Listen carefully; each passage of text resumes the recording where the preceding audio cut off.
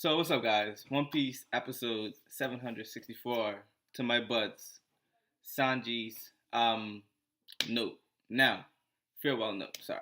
Now, before I start this review off, I just want to say that I love the uh the Fire Tank Pirates. I think he's an administrative assistant or something. But the guy that looks like a gecko, I love the way that he talked. At the first time I heard it, I thought it was super annoying. But a few episodes later, I think three or four, I got used to it, and I'm like, this is really creative. Like how he says rattle, rattle, rattle at the end of his conversations. I thought it sounded, I don't know, it just sounds enticing to my ears. I don't know. But one negative to this episode, it started 6 minutes in, left us with about 17 and a half minutes of anime. Now, episode starts off with Capone intimidating Sanji, telling him about Big Mom's powers, and again that you can't deny an invitation if Big Mom sends you one. And and he goes, and the way that he's intimidating him with Big Mom's powers. Listen, I'm scared of Big Mom. And how they showed a burning map.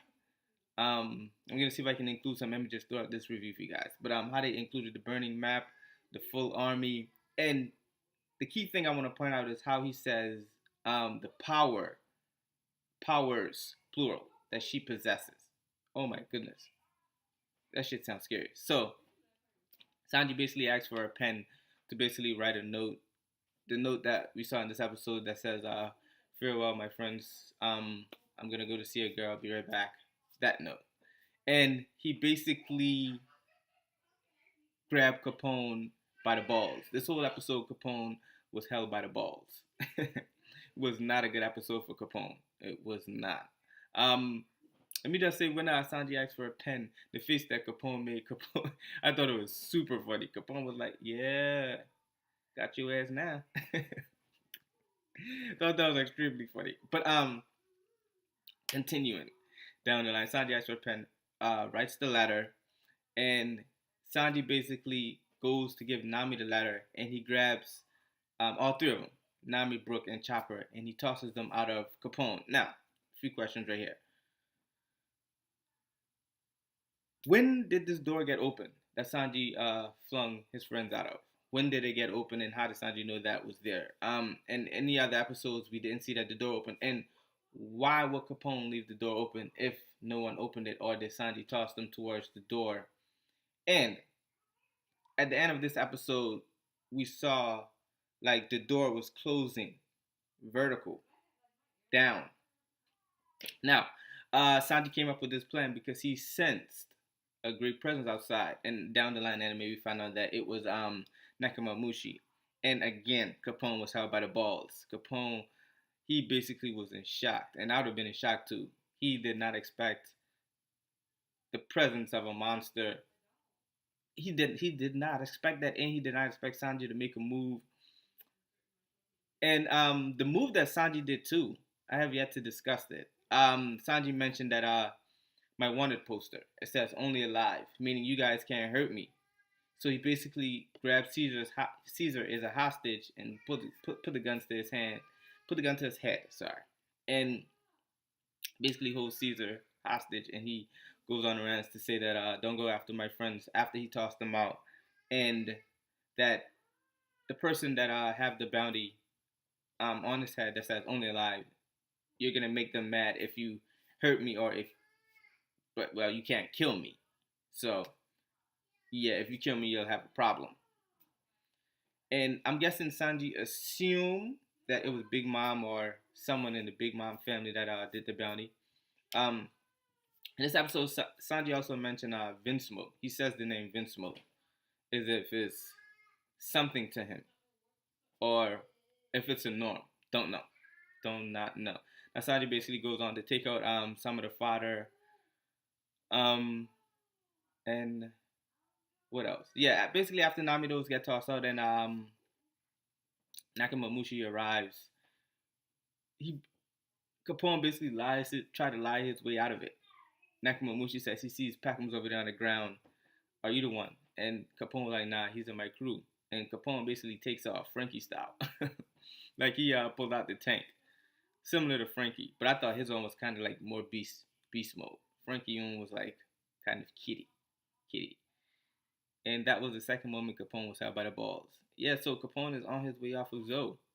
Yep. And let me just say that the music throughout this episode was like extremely sad and epic.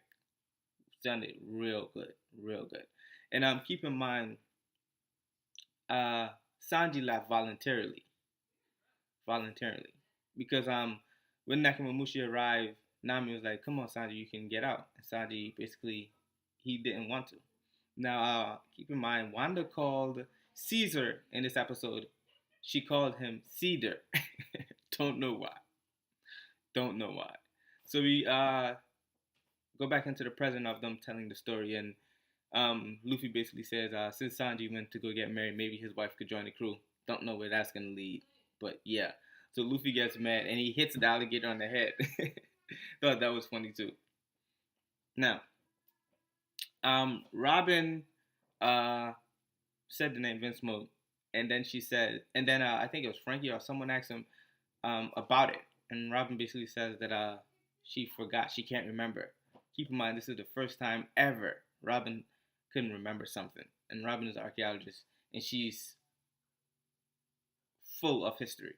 She's full of history, and this is the first time she can't remember. So don't know what's going on there. Second flaw, besides the doors. Now, we go into Zoro saying that Sanji didn't leave us forever. If he did, he would have said, thanks for everything.